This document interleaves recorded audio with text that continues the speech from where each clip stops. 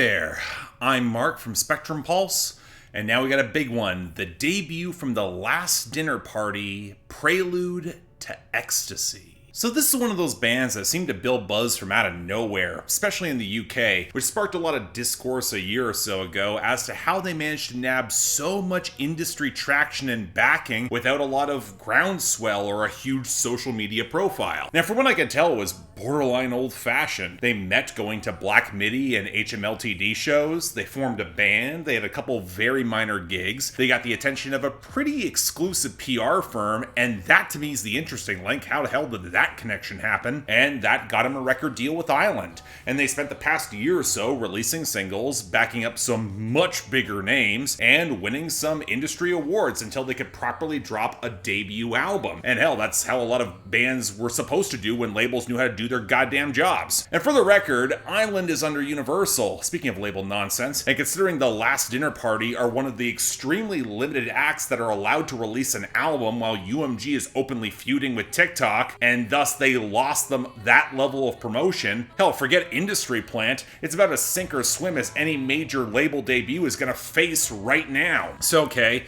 getting that nonsense out of the way, outside of my comment section, how is the music? Well, my first observation is that it's now quite funny to me that the opulence with dubious production budget theater kid core of the late 2000s paired with the baroque pop revival of the very early 2010s, it's now in the nostalgia window and coming back, because the Last Dinner Party's influences, they shine through vividly, especially if you were on Tumblr at the time, specifically Florence and the Machine, and especially that first Marina and the Diamonds album. But with having the boon of plentiful vocal harmonies, being produced by veteran James Ford, and a really opulent string section that reminds me a lot of his recent work with the Arctic Monkeys. And quite frankly, I like this a lot more. It's also where I'm gonna push back against some critics' comparisons with early St. Vincent albums or Julia Holter and that very specific art school set. There might be some parallels in the orchestration broadly, but the tone, the song construction, and the lyrical stylism feels much different. Over-the-top pop decadence and high melodrama, that's the name of the game here. Where the band themselves has described this album as trying to hit the crux point between passion and pain, riding on all the intensity of that emotionality, where the HMLTD connection, it makes all the sense in the goddamn world. And hell, I am definitely one to get on board with this. I like this high melodrama, this is in my nostalgia window, so why am I a lot less impressed? Well, part of it's the haphazard sense of momentum and some rather underpowered hooks, but there's also the long shadow of their influences that I don't think they escape. They don't have Florence Welch's raw power, they don't have Marina's go-for-broke camp and sense of humor, and while the expensive production is obviously there, often better than a lot of their forebears, it often feels too tastefully arranged and mid-tempo to make the most out of it. Or with songs like Caesar on a TV Screen and My Lady of Mercy, some really inelegantly mashed together ideas that really have bad transitions. It's also why I don't really buy the Kate Bush or PJ Harvey comparisons. I wish the Glamour had more teeth beyond some solid bass lines, the sparks of guitar smolder,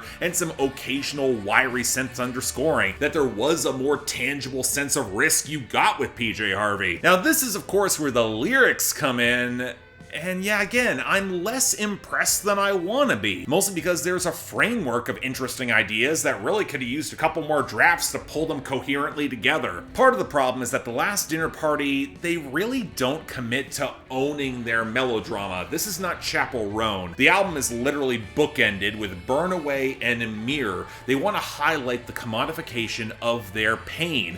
And yeah, I get that, that's potent, but it feels a little askew when you have other tracks that are pushing that more sincere, stylized romanticism of these often bad relationships. And yes, I know the ambiguity of this romance and its artistic portrayal, it's part of the point, but they don't really do as much with it as they could. They also take jabs at delusion of grandeur and men coasting on opulence and privilege, like Caesar on a TV Screen, or Beautiful Boy, or the second verse of Portrait of a Dead Girl. all of which are valid targets, but it comes across as less commentary on the system and more a backwards looking desire so that they themselves could have indulged the power dynamics to the same extent. And you know what? That makes sense. One of their other big influences seems to be Lana Del Rey, especially in the vocals, and she did that all across the 2010s. The mood board parallels are obvious, and I'm not even against it the same way I was a decade ago, especially as the Last Dinner Party are more obviously self-aware and playing up all the heady bombast and fantasy.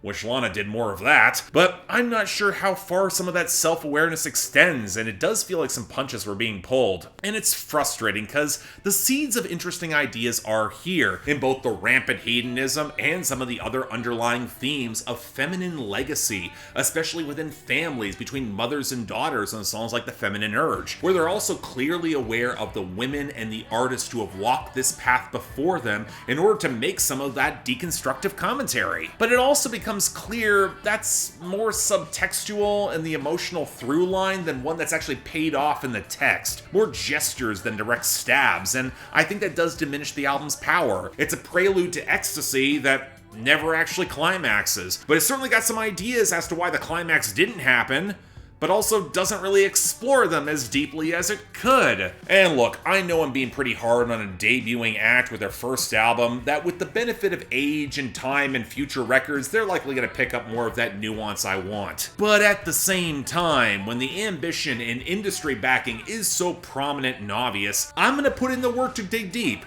And once you dispel the glamours, there's just not as much here as you might hope for. That is not saying this is bad. It's not. It's pretty decent. The industry plan allegations, I think, are somewhat bullshit. Their first two singles, Nothing Matters and Sinner, are great. I would assign them off the benefit of those songs alone. But the polarization of opinions and discourse around this band and this album has not helped matters. But if you're into very stylized, expensive-sounding baroque pop with a bit of an edge, or you got nostalgia for that specific Tumblr era, you're gonna have fun with this. A little compromise for my taste, but there's enough potential to convince me they're gonna do better on that next project. Hope they get it. Again, if it's a prelude to ecstasy, I'm comfortable with delayed gratification.